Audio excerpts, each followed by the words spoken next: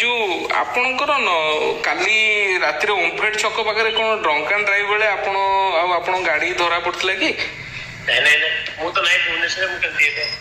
ତାହେଲେ ଆପଣଙ୍କ ନାଁରେ ଆପଣଙ୍କ ଗାଡି ଚାଲାଣ କଟିଛି, ଆପଣଙ୍କ ନମ୍ବର ମେନସନ ହେଇଛି। ଗାଡି ମୋ ନାଁରେ ଅଛି ନା।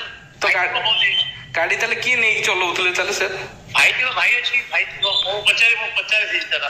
ନାଇଁ ସାର୍, ଆପଣଙ୍କର ଗାଡିରେ ଚାଲାଣ ଅଲରେଡି ଇସ୍ୟୁ ହେଇଛି, ଗାଡି ଆପଣଙ୍କର ନେକ୍ସନ କାର୍ ବି ସିଜ୍ ହେଇଛି, ପୋଲିସ ସିଜ୍ କରିଛି।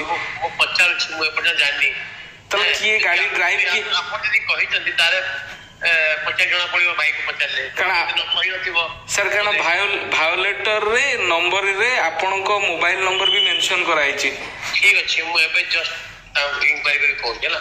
ତ କି ମାନେ ଆପଣଙ୍କ ଗାଡି ଆପଣ ଚଳଉନଥିଲେ? ନାଇଁ, ମୁଁ ନଥିଲି। ଆପଣ କହିଲେ ତ ଯଦି ଭାଇ ଚଲଉଥିଲେ, ସେମିତି କିଛି ଆପଣଙ୍କ ପାଖରେ ଖବର ନାହିଁ କିଏ ଚଲଉଥିଲେ, ଗାଡି ସିଜ୍ ହେଇଛି? ଦେଖ, ଗାଡି ଅଛି, ଆମେ ଫ୍ୟାମିଲିରେ ଅଛନ୍ତି। ଗାଡି ତ ସାର୍ ବର୍ତ୍ତମାନ ପୋଲିସ କଷ୍ଟଡିରେ ଥିବ। ମୁଁ କଲ୍ ତ করে থাকবো, ସେ ମୋତେ କହିନଥିବ ଡରିକି। କଣ ସିଚୁଏସନ କଣ ହେଇଛି ମୁଁ ଏବେ ଜାଣିନି। ଓହୋ ଓକେ ସାର୍, ଟିକେ ଜଣେଇବେ।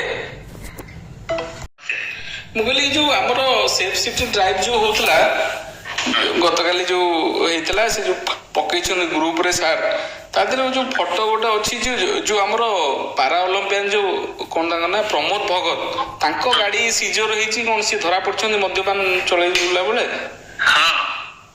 ଆଚ୍ଛା, ମାନେ କଣ କେମିତି ସାର୍ ହେଇଛି ଟିକେ କହିପାରିବେ? ନାଇଁ ମାନେ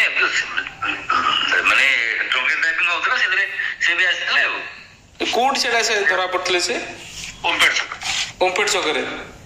ସେ ନିଜେ ପ୍ରେଜେଣ୍ଟ ଥିଲେ ନା ଗାଡିରେ? ଆଉ କିଏ?